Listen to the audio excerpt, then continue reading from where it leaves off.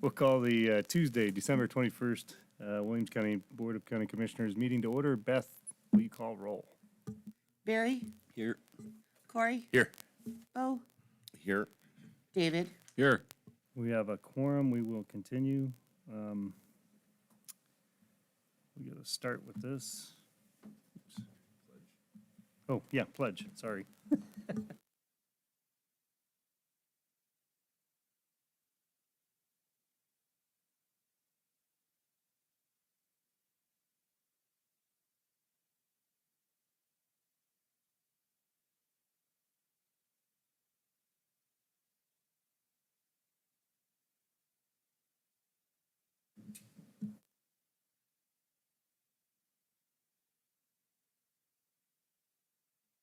Okay, we need a motion to hold an executive session at 8:30 a.m. for attorney consultation to discuss the opioid litigation national settlement proposal, including possible,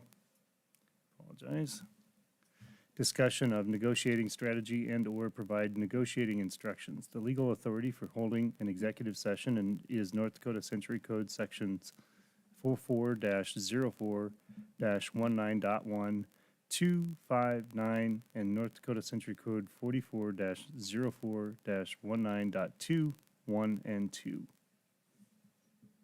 So moved. Okay, is there a second? Second. Is there any discussion? Hearing none, Beth, roll call vote.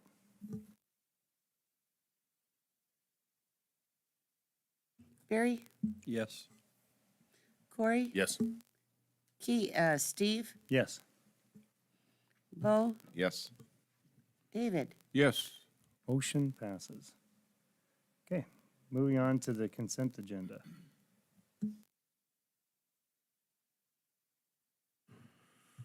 Motion to approve as presented, Mr. Chairman.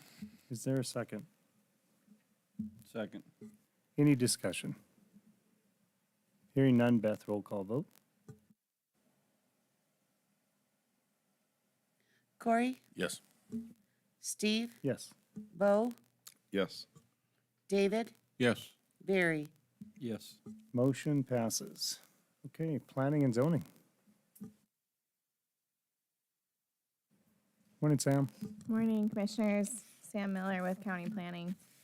So the only item we have on the agenda, Mr. Peters, he came before you at the last county commission, or he was on the phone, but his item came before you at the last Board of County Commission meeting. He was requesting a conditional use permit for an existing mobile home park.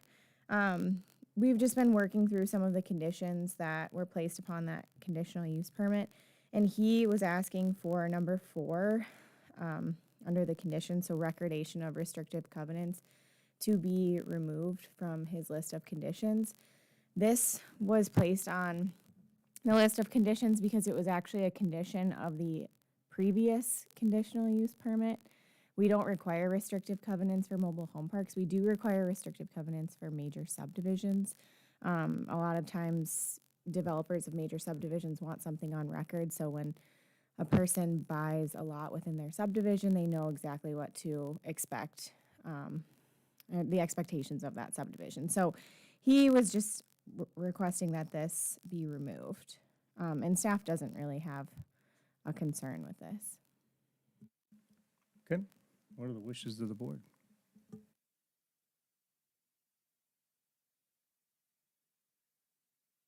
I would make a motion to strike number 4. And approve as presented? And yep. Okay, is there a second? Second. Any discussion? I just have a question. Was this number 4 condition on the conditional use permit that he looked at before we approved it? Yes, so this was the original approval of the existing mobile home park that was a condition. And at that time, the developer never recorded restrictive covenants.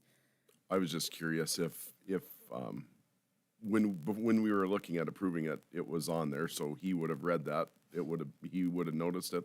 Why didn't he ask to have it removed then? So he did, the email just came in too late for me to present it to you at that time. Gotcha. Okay, any additional discussion? Okay, hearing none, Beth, roll call vote. Steve? Yes. Bo? Yes. David, Yes. Barry, Yes. Corey, Yes. Motion passes. Thanks. Okay. Boy. Should we slow this down a little bit? Are we? Just to get to 8:30. Okay, all right. Yep, Darcy, you're up. An abatement for the 2021 tax year filed by Mark and Shelley Ellis on the west half of the Northwest, Section 21 of Farron Township. They are asking approval for their active farmer farm residence exemption. The Ellises did not return their statement of farm gross income to our office before the deadline of March 31st, 2021. As it is required to qualify for the active farmer residence exemption, we denied their application and placed their residence on the tax rolls at the June 1st County Board of Equalization. Mrs. Ellis submitted their statement of farm gross income on September 10th. Their income from farming activities for 2019 was 94% of their total income, which surpasses the minimum of 66%. A hearing was held by the Farron Township Board on November 9th, and their application was approved. Okay. Mr. Chairman, I'll make a motion to approve the Ellis application for abatement. Is there a second? Second.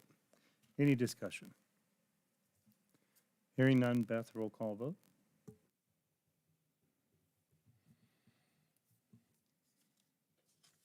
Bo, Yes. David, Yes. Barry, Yes. Corey, Yes. Steve. Yes. Motion passes. Thank you. Thank you, Darcy. Okay, Beth, you're up. Okay, the city of Williston found their 1991 agreement for election agreement, and they want to keep that. And so we made an amendment for the election agreement that covers some stuff. We did discuss this in liaison, and eventually I think the city's going to look at the new agreement. Oh. I think the city will look at the new agreement that Karen and I developed, mostly Karen, and see that the new agreement is better than the old agreement. The old agreement has where they pay us money, half the cost of personnel in the elections, a third of the cost of personnel at the counting, and a third of the cost of a single canvassing board, and a half the cost of the election materials. I have never built the city for any of that money. And so they just want to take their time and look at the new agreement. They got it in October. So we did get this amendment. So I'm asking permission for the chairman to sign the amendment. Yeah, what the amendment actually really does, because under state law, the city, incorporated cities are supposed to set their own precinct boundaries and their own polling places, but the county's been doing it for years. And so this amendment just allows the county to set the precinct and the polling locations within the city in consultation with this city. And it's really important to have this agreement signed before the end of the year because the precinct boundaries have to be set by December 31st. So we're just asking to sign the amendment, and then we'll deal with the other stuff with this city next year sometime, so. Okay. And then I did give you guys each a big, because the one that you have on your computer and stuff that you got is kind of little, and it shows the proposed precincts that we're looking at. Anything with an odd number is in the city of Williston. And the first number designates in the city of Williston, and everywhere but the sixes, it designates the commissioner. So like, for example, 1-3, 1-2, 1-4, those are all Bo. And then when we get to the fives, the 5-1, the 5-2, 5-6, 5-4, those are all Barry's district. And then Steve has 20, 21, 21, 22, 23, 24. David has 40, 41, and 43. And Corey has 31 and 33. Much neater and cleaner than the old one.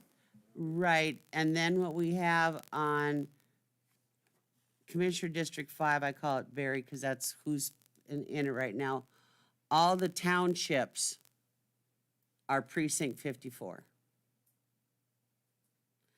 All the cities are 60s, are in the 60s.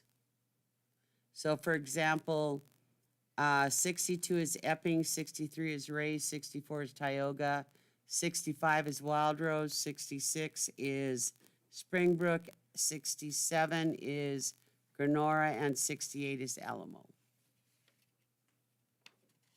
And we should not have any split precincts or any split ballots from here on out the way that we numbered them. Are you looking for approval of the precincts now, or? Well, we had to notify the party people and the district people. So today we just have to review it because we gave them till, Lindsay's not here, but we gave them till a certain date to, Well, at this point right now, we're just looking for a motion to approve and have the chairman to sign the amendment to the city election agreement at this point, because the city already approved the amendment. So that's really only what we're looking for at this point here. Yeah, the precincts are just for review. Okay. So moved, Got Mr. it. Chairman. We have a motion. Is there a second? Second. Any discussion? Hearing none, Beth, roll call vote. I jump a little ahead of myself at times, sorry. David, Yes. Barry, Yes. Corey, Yes. Steve, Yes. Bo, Yes. Motion passes. Okay, now on to 2022 liquor establishments. Okay, all the liquor establishments, as you see, they have their taxes paid, fire inspection, application return, and payment, except for the 4 Mile. And I'm not sure when the 4 Mile is going to be open. They still have not passed their fire inspection. So I would like you to approve it contingent on their fire inspection being passed. So they will not be opening up January 1st. Okay, for the wishes of the board. This is the 4 Mile you're asking that request for, Beth? Yes, sir. Are their taxes paid in full? Yes, sir. Thank you. I made sure that that was all taken care of before we proceeded with everything else. Never hurts to double check. Thank you very much. You're welcome. Okay, what are the wishes of the board?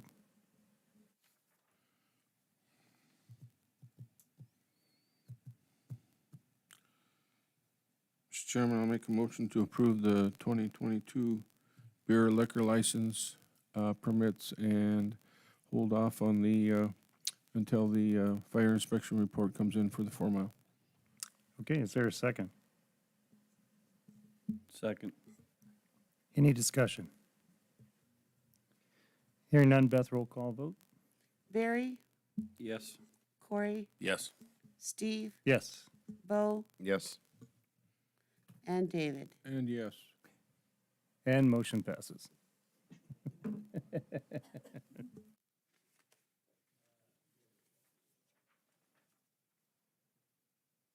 So we've already reviewed the precincts, moving on to facilities.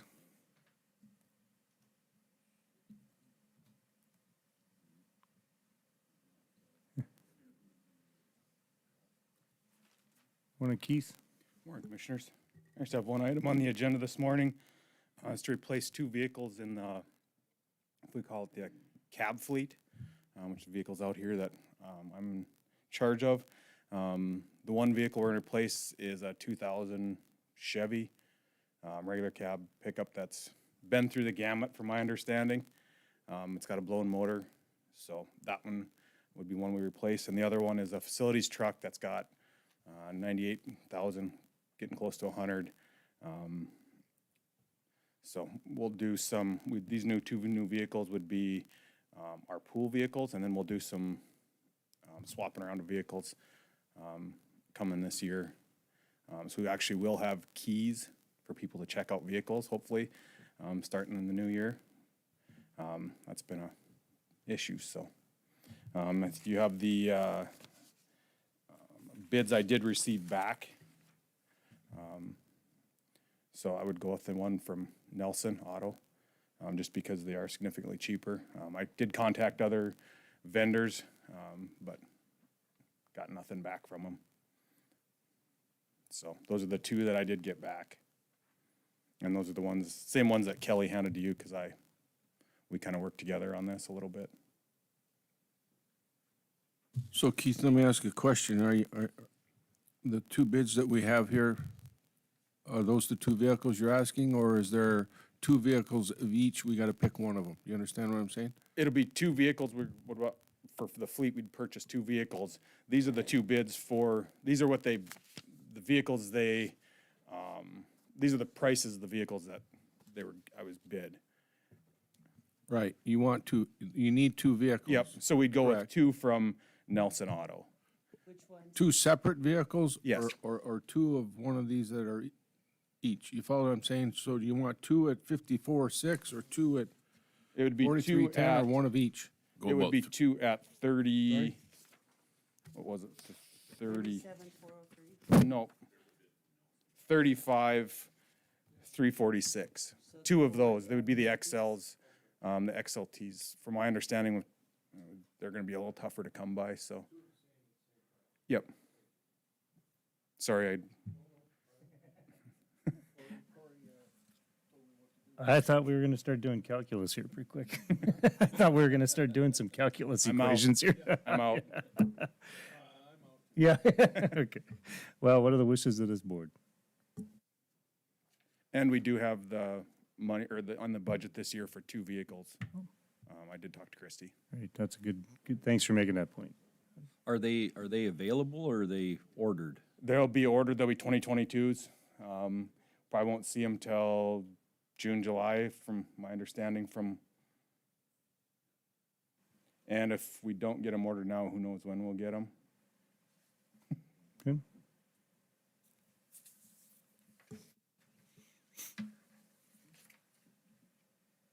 And that price is through the state procurement program. That's where I got the name, and I talked to the state, I think his name is Mark, or Chad, with the state procurement is who I talked to. Perfect.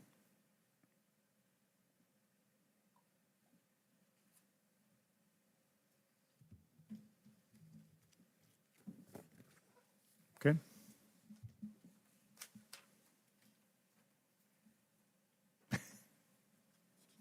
And it's the XLs you want, right? Yep. Okay, I would make a motion to approve the bid from Nelson Auto in the amount of $35,346 per vehicle for two Ford F-150 XLs. Okay, is there a second? I'll second it. Any discussion? Hearing none, Beth, roll call vote.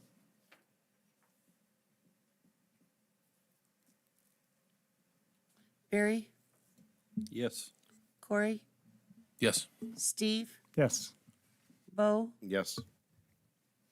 and David. And yes. And passes. Thank you. The motion, that is. And thank you. Okay. Okay. Christie?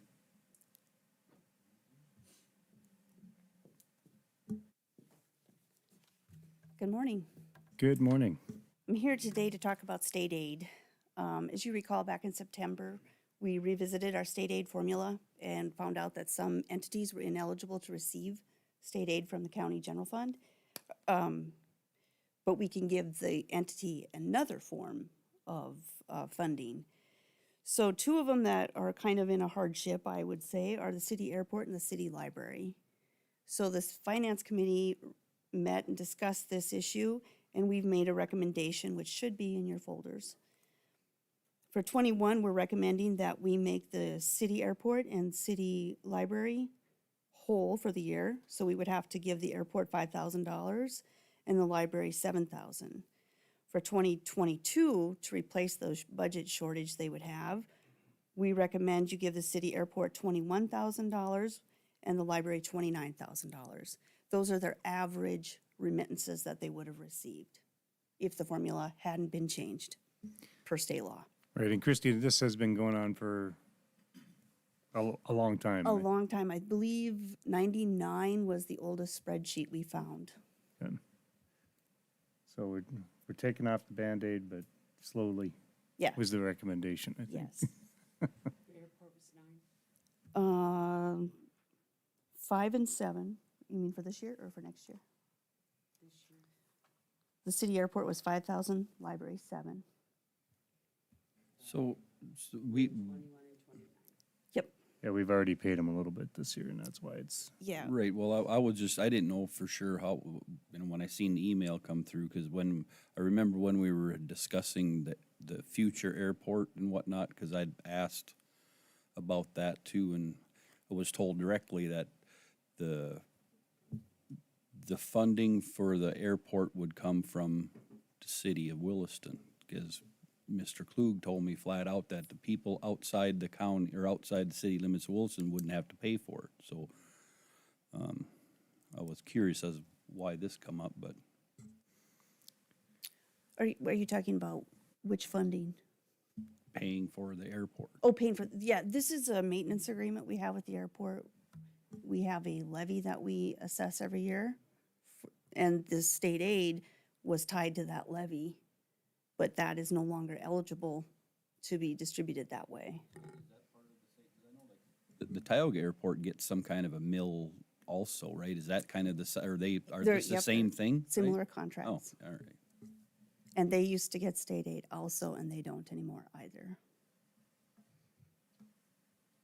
When we discontinued this, we sent out letters to all the entities that would no longer receive it, and we told them this was happening, and if there was a hardship caused by this, to reach out to the county. And these two have reached out.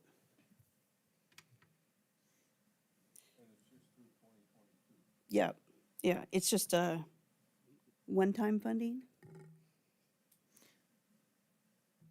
And I did check with Karen to see if we needed a JPA to distribute this funding, and she said a motion would suffice from this board. So you say it's just a one-time funding, then what? Then where do they get their money? Or will they be back again to ask again? Well, maybe they'll make adjustments in their budget to account for this shortage. Right now, we've just kind of took the rug out from under them. yeah, yeah. And again, just, Get you there because they changed the rules. right, just to be clear, it was state aid, it was never, Right. so, Mr. Chairman, I'll make a motion to approve the state aid funding for the library in Williston Airport through end of year 2022 as presented by Christie. is there a second?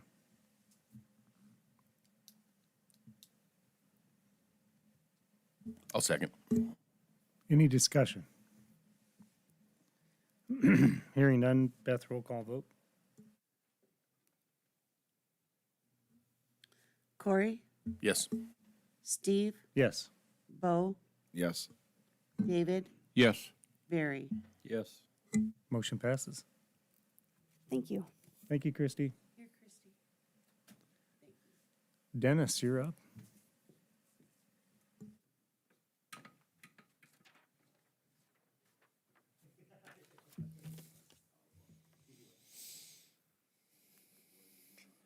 Abuse. Yeah. County Road 8, it's been discussed several times, so I was asked to put it on the agenda, the speed limit for County Road 8.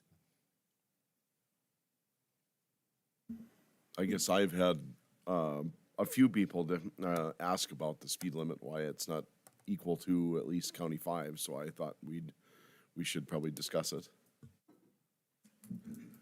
I did reach out and talk to one of the people that lives on it, and it sounds to me like there's probably plenty of fast traffic going.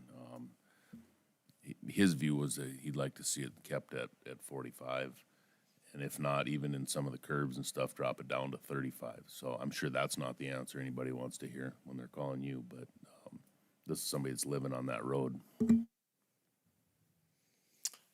I can give you some of the history.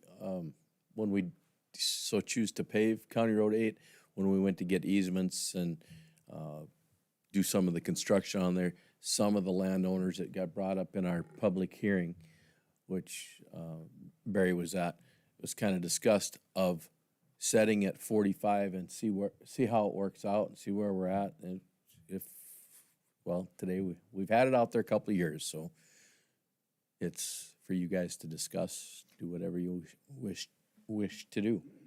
And this is the Epping Road, right? The road that, No, no, where's 8? 13 Mile Corner to County 5. Oh. Grenora Road. Boy, we One should set heck of that an to 80, improvement I for think. Williams County, I can tell you that.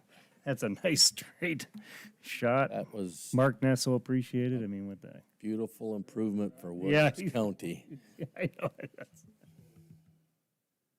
I mean, has it been an issue, or is this just one or two people that are, you know, one for and one against? I guess, I don't know. Has there been, Verlin is here. I mean, has there been that many citations issued on that road because of it?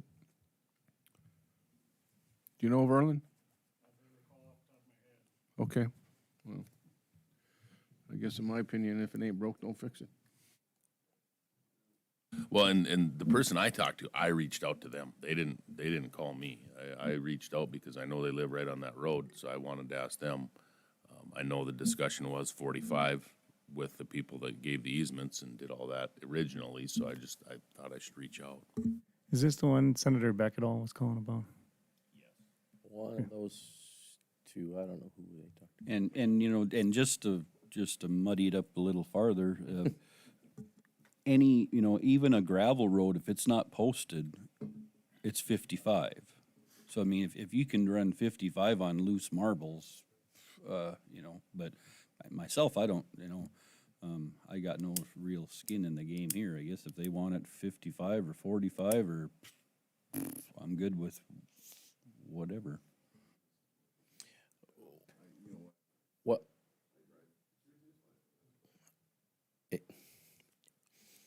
I just think we should make it equal to other highways. I mean, I didn't understand, like when they were doing easements, did we promise the landowners we would have it at 45 or? It wasn't promised. It was, we'll set it at 45 and see how it goes. You know, if it's what it needs to stay at, or if it can be up to 55, well, then that's your choices to make that change when it comes forward. Well, that was a couple years ago that we set it at 45, or it was paved and set at 45, and now it's been brought to a few of you, I don't know how many, but That was raise before to it was 55. paved though, right, Dennis? What's that? That was before it was paved, right? No, once we paved it, well, when it was chip sealed, it was 45, but Okay. it was. Because you couldn't go any faster. That's right, correct. And then the oil company was, I believe it was Whiting that came to you guys and asked for the first 3 miles be 25 mile an hour because of the dust and the holes and the dirt and the commotion, and they were drilling and fracking. There was a lot of traffic there, a lot of traffic in that first 3 miles. So they came to you guys and you set it at 25. Then once we did the construction and paved the route 2 years ago, again, at the public input meeting, when we get questions and answers and okays and no, and not a good idea, bad idea, they just said, we would really like it to be posted at 45. Okay. And in the discussion was, can we just post it at 45 and then see how it works out and discuss it at a later time to see? We got 25 seconds to make a decision, or wait. Not to try to put any pressure. Sorry, Dennis. I didn't mean to No, interrupt you. I'm good. I don't set the speed limit, so. I would make a motion to set the speed limit for County 8 at 55 miles per hour. Is there a second?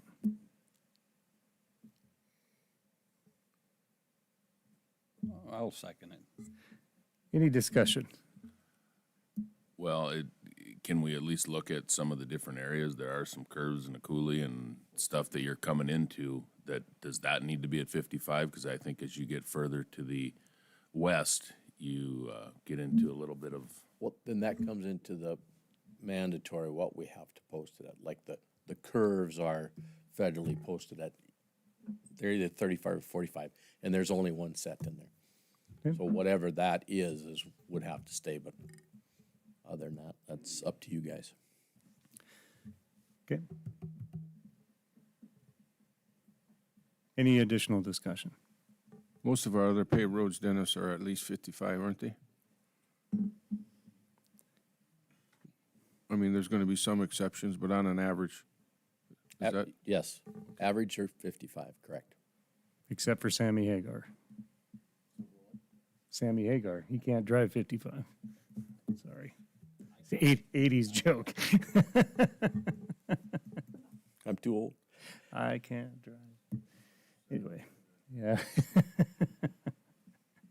Anyway, any other discussion that's appropriate? Okay, hearing none, Beth, roll call vote. Steve, Yes. Bo, Yes. David, yes. Barry, Yes. Corey. No. Motion passes. We will We'll set it. excuse ourselves and go into executive session. Okay.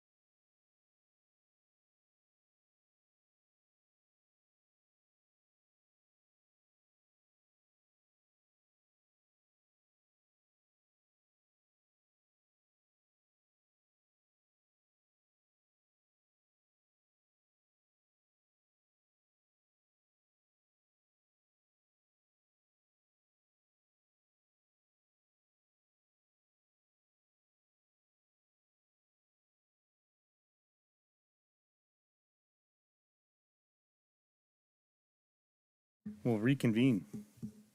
And Kelly. Motion. Oh, sorry, we have to do this motion. Motion. Mr. Chairman, I will make a motion to approve Williams County's continued participation in the opioid litigation national settlement and authorize the chairman to sign the necessary forms. Okay, is there a second? Second. Any discussion? Hearing none, Beth, roll call vote.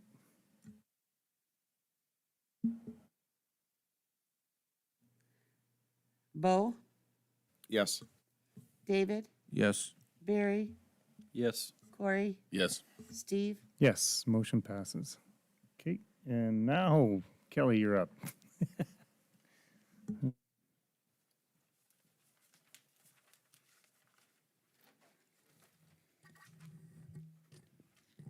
Good morning. Good morning. I thought I'd give you guys an update. Thank you for allowing us to move out to County Highway. That's been a really, really nice move for us. We have a lot of room. We all have offices. We're not shoved in cubicles. We're pretty excited about that. So it's been a great move. We did hire a new office assistant. Tammy Stevenson started with us the 29th, I guess, of November, and she's been a great addition. She's going to kind of handle all of our reception duties, keep our databases up to speed. Because we don't have another agent, we have been super swamped just trying to handle a pretty large workload. As you guys know, we've been really, really busy with the growth that's happened in Williams County, and so Extension has been, we've been asked to do a lot of different things within the community that we hadn't probably been doing for a while, so that's really great, or maybe ever. We had a really busy summer with the drought, so my time was spent in the field a lot, so some of the day-to-day things that were happening in the office, my two admins were trying to handle themselves, but there's only so much they could do. So it's been nice. We're still trying to hire that FCW position. It's been reposted as of the 15th. We're hoping to get some applicants. We did have a gal apply here, but the director didn't feel like she met the qualifications well enough, so she may reapply. We've encouraged her to continue to apply. I think she is working to meet those conditions, so we'll see. She is local, and I know she's not going anywhere, so it'd be nice to have her on board, but we'll see. If the NDSU doesn't feel she's right for the position, they won't hire her, so. And then the last thing is the vehicle purchase. I brought this to you guys, I think, about a year and a half ago, and then we decided to kind of go into the fleet program. Now that we're out at County Highway, Keith and I, and thanks to Keith for helping me with this, kind of discussed it really doesn't work well for us being that far out there. And so we do have a pretty nice reserve in our budget just due to lack of people and programming for a time period there. And so I would like to bring back to you to see if we could get a vehicle for field use for Extension. I used that development services pickup regularly this summer. I think I had it almost every day that I could, just being in the field. And so Keith went ahead and did the same bids for us that he did for facilities. And so I'm hoping to see, it sounds like it's 6 months out, no matter what we go with. So I had to let the gal know Friday if we wanted an XLT or an XL. She said they had extra XLs on order, so that would not be a problem. But she said if there's a chance you want an XLT, we got to order it now.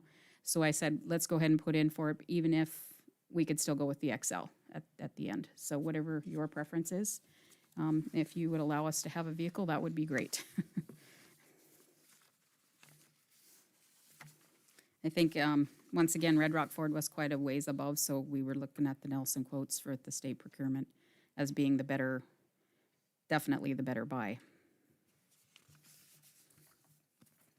I'm assuming that your quote is the one that is just a single vehicle, so it's the same price. Yeah, it would be. 35,346. Yes, yes. Make a motion to approve the purchase of a 2022 F-150 for Williams County Extension at 35,346. Is there a second? Second. For discussion, I just have one comment. I mean, is it worthwhile going to the XLT, or is it just going to create delay? The only thought I had with the XLT is if we look at, trade-in value a few years down the road, I think that XLT does hold its value a little better, but to me, it doesn't matter. Honestly, I use it as a field pickup. I'm out going through field roads and checking forage and whatever, so it doesn't get pampered. Okay. I don't abuse it, but it doesn't get pampered either, Right. so. Right, but It's the- up to you guys. The XL has got the 2.7 and the XLT's got the 5 liter. There's a big difference. Yeah. in it. And I think the price was about, I don't know, $2,000, yeah. yeah, about 2,000. Well, I mean, for yours though, did we not approve just the XLs? Yeah, so, I mean, Just trying to be equitable across the board. no, I guess I thought it'd be easier if they were all the same, but if we're looking at those options, then we probably should have thought about that for the two that you want to. Well, the number, No, I gave the exact number that Bo just gave for the Yeah. last one. So it's for the XL. And I don't know that it's that big a difference. I think we saved the $2,000, and when we run them 100,000 miles, the trade-in's not gonna be huge anyway. And I did not order an XLT. I did not tell her I wanted XLTs on Friday. And she said Friday was the hard cutoff. They'll have XLs coming. They ordered extra ones. So if I let her know this afternoon or today when the meeting's over, we can still get the XLs or on the list for the XLs. But going forward, you know, I did not let her know I want an XLT like Kelly did. I think the XLT. Well, is for as far as Kelly goes there, do you guys ever, do you pull anything? I mean, because I happen to know, I mean, they do just fine in a pickup, you know, by themselves, unless you're bucking a real hard wind, but you hook something up to them, and they fall right on their face. That 2.8 liter? Good. The only time is just during State Fair, we take exhibits down and bring them back, but it's just a small cargo trailer. Pretty It's lightweight. probably not even 1,000 pounds. I wouldn't think of cargo, so. Okay, I just wanted to ask. All right, any additional discussion? So we're still at the XLs was the motion. I just brought it up for, stir the pot. Okay, hearing none, Beth, roll call vote. David, Yes. Barry, Yes. Corey, Yes. Steve, Yes, Bo. yes. motion passes. Thank you, Kelly. The only last thing I was going to mention is NDSU had put forward a vaccine mandate for employees that had a stay put on it last week, but that could come back around. There's a little bit of concern with an extension that I mean, there's been some argument, and we have had a few resignations from different agents and stuff, but I'm just going to make you guys aware of it. It may come back around. We'll hear something after the first of the year. So that might be something I come and visit with you again about, but like I said, I'm not against vaccines, but I just don't like the way that it rolled out, so I wanted to make you guys aware of that, and I'll probably be visiting with you again, because it sounds like it's coming back around, so, thank you. Okay, thank you. Okay. Yep, Karen, you're up. Thank you. Okay, the first item on here is the JP funding request for the daycare on the Williston State College campus. As you recall, back in September of last year, I believe David talked about the shortage of daycare here in the county, in the area. And so the idea was that the board agreed to contribute, and they were going to open up and operate a daycare facility on campus, and then lease it to a private person to operate the daycare.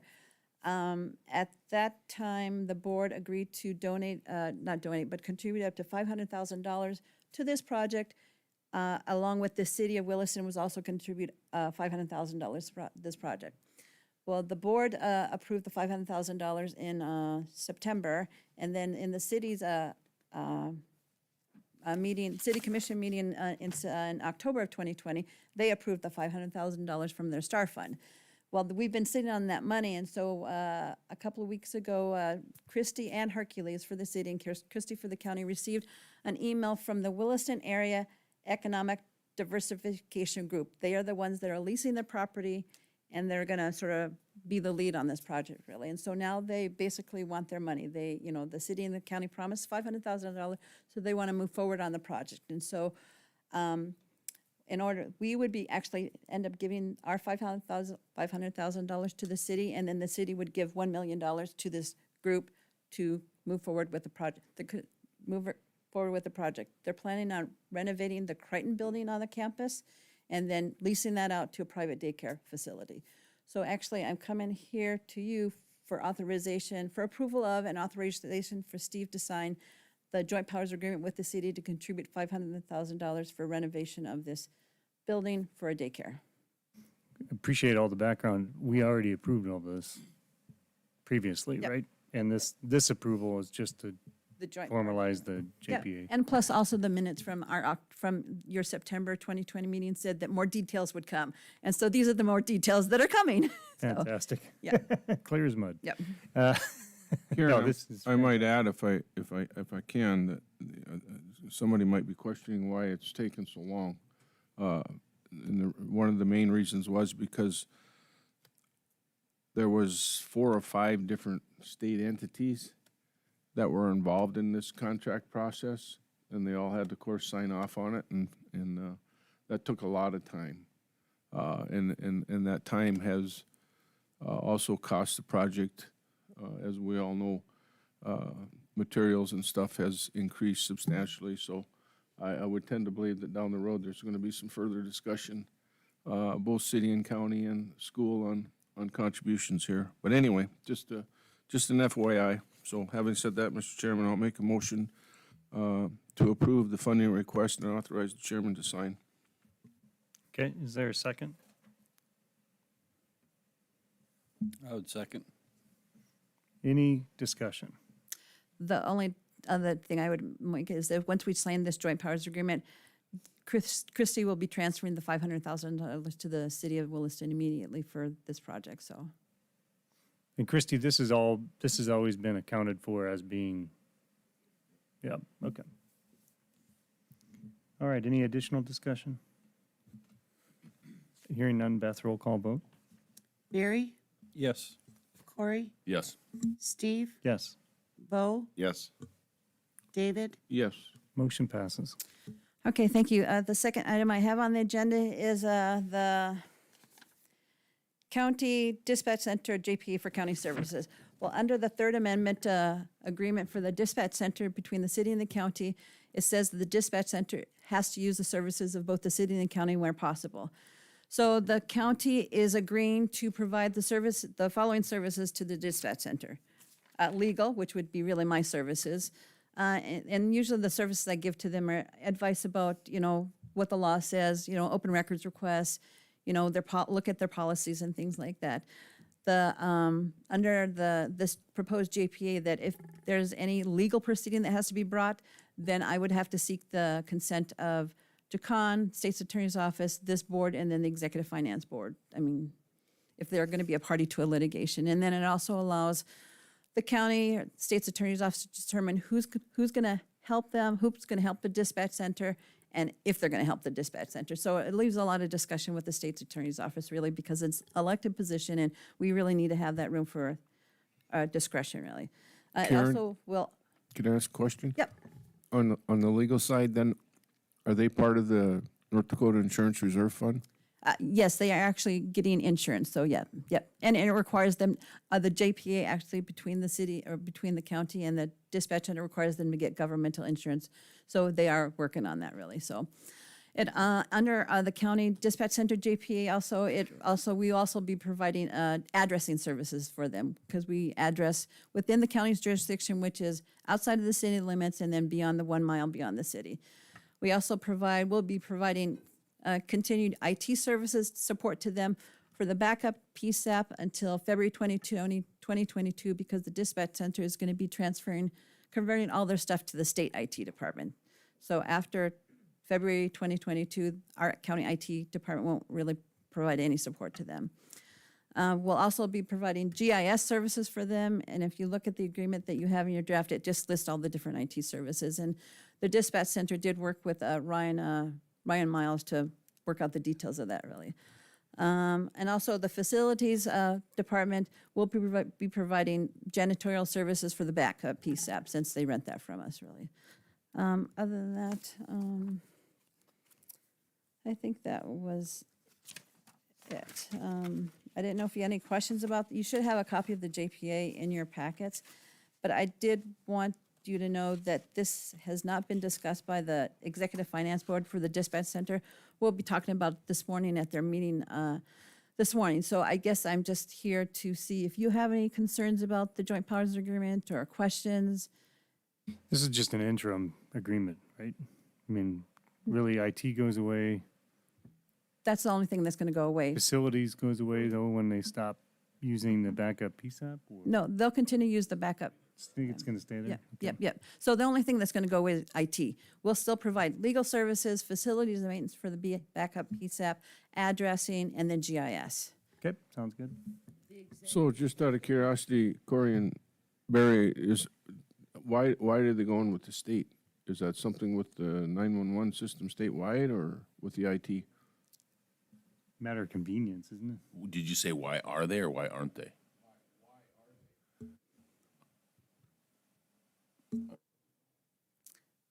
I mean, I assume it's because the state wants to be involved with it, because they've been into, that was kind of the holdup on some of this opening, was state had to be here to be able to turn on the right switch. I think a lot of it's the upgrades that have happened, and I might be totally making stuff up, David. It takes a lot of. I'm not pressure trying. off. Yeah, and we will. We'll talk about it with. And I think it's got, and the fact that it's more of a regional dispatch now, so It takes a lot of load off of the IT department here too, so that's a.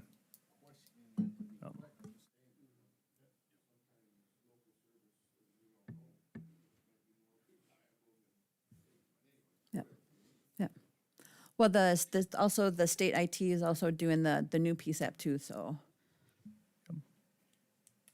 In fact, the dispatch center will be holding some of the state IT equipment and gear over the new dispatch center, so, yeah. And Tim's former North Dakota IT department guy, so he understands that world, right? That's so. Yep. Okay, Yeah, if you don't have any issues with what it is, I guess I would just ask that you make a motion approving the JPA and authorize the chairman to sign, subject to review by the Executive Finance Board for the Dispatch Center, so. okay.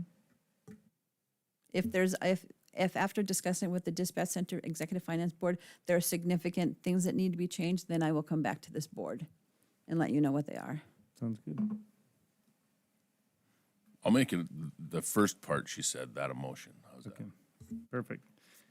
That sounds good. Is there a second? I'll second. Okay, any discussion? Hearing none, Beth, roll call vote? Corey, Yes. Steve, Yes. Bo, Yes. David, Yes. Barry. Yes. Motion passes. Well, and just a final note, I did confer with all the department heads with the different departments that are involved in this, and they did sign out. I mean, they were all okay with what Perfect. was listed in the Joint Powers Agreement, so. Thank you, Karen. Yep, thank you. All right, the third thing I have on there is tax foreclosure property in the city of Tioga. Yep. Okay, so in the annual tax sale, we sold all of the property except one piece of property in the city of Tioga. That property is basically, it's in the Annabelle subdivision. It's basically unbuildable, and the city of Tioga owed specials on it. So we reached out to the city of Tioga, see if they were interested in purchasing it. I talked to the city auditor last week, and she was supposed to get back to me either last night or this morning before this meeting so I could find out if they were interested, and she didn't. And so I guess I'm coming to this board to see that for authorization to sort of negotiate with the city of Tioga on the purchase of this property, because under tax foreclosure law, once the annual tax sale happens and the property is not sold, if there's a city that's owed specials, the city and the board can actually agree to the purchase of this property for any amount whatsoever. And in the past couple of years, what we've done is if it's in a city and they owed specials, we've actually just sold it to them for $1. So I'm just asking authorization to possibly sell this piece of property to the city of Tioga for $1 because they're sold specials. And authorize the chairman to sign any necessary paperwork. Is there a motion? Yes, there is a motion. Is there a second? Second. Any discussion? Hearing none, Beth, roll call vote. Steve, Yes. Bo, Yes. David, Yes. Barry, Yes. Corey. Yes. Motion passes. Thank you, Karen. All right, thank you. I appreciate it. All righty. Helen, you're up.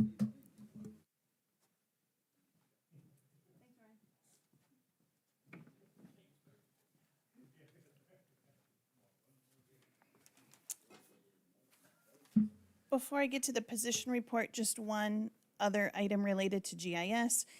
Every several years, it's been sometimes 3 years, sometimes every other year, we contract with a company to do aerial photography of the county, which we use for the background of these kinds of things. It's time for me to sign that contract again. We have the money budgeted for 22, and I did talk to the GIS portfolio commissioner. I don't usually come in and ask for permission, but rather just tell you that we are doing this because it is a big expenditure, somewhere between $150,000 and $200,000. And so in some years, we've elected not to do it if we thought that finances did not allow. I guess I'm checking to confirm that we're all on the same page. We're a go for 22. We'd like to add to it. We would? You've done LiDAR in years past. Yes. It's been a few years since you've done LiDAR, is that correct? Yeah, 2012 is when we did LiDAR. Okay. Yeah. The only reason with all this massive development, there has been some requests to buy that data, not from us, but from the company that owns the rights to it. Yep. It may make some sense to update certain parts of the county. Would that be an option? We can check with them. It doesn't have to be quote. whole county-wide, because I don't think that would be necessary, but I think some of these focus areas might make a lot of sense to do some of that updating. Sure. I don't have any numbers. Okay. So Yeah, no, that's fine, but I just can- something to think I about. can get them and could check with you. It would seem to me, I think, that it would be most efficient to do it in a year in which they're flying. We wouldn't want to do LiDAR in 23, have them, there's quite a mobilization. There's, actual airplanes that do this work. So I can check the numbers. I'll bring them back to you all to consider. Thank you. That was the only additional thing. Yep. All right, position report. We do have a retirement coming out of the county highway department. The person who has been doing the road maintenance in the Ray area for, man, as long as I've been around, 20-some years, maybe not as long as I've been around, that's a long time. 20-some years anyway, he's getting ready to retire. And then in the sheriff's office, we have someone who left employment and had quite a specialized job as it related to maintaining some databases and some data sets. Verlin talked to you about this as we were going through the budget process, and we've just gotten ourselves sorted in terms of the IT components and confirmation from the relocated employee that she's going to do this as what it turns out to be part-time work instead of full-time work in her new location. So it's actually a new position in that we haven't had something titled this before called Application Support Specialist. So the idea behind this is it's remote work to maintain some data and some data sets that are quite specialized. There's, of course, complicated IT magic that happens in all of this to make sure that all of the data stays local and is not actually stored anywhere off-site. So this is not only a part-time position, it's budgeted, but being sort of added to our role, but also remote, and so it does require your permission sort of on two levels there.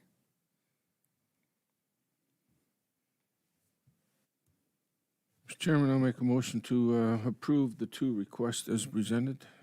Is there a second? Second. Any discussion?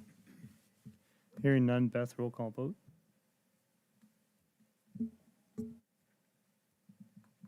Bo, Yes. David, Yes. Barry, Yes. Corey, Yes. Steve. Yes, motion passes. Great, thank you. Thank you, Helen. Okay, I guess that's it. Snap, we're done. New year.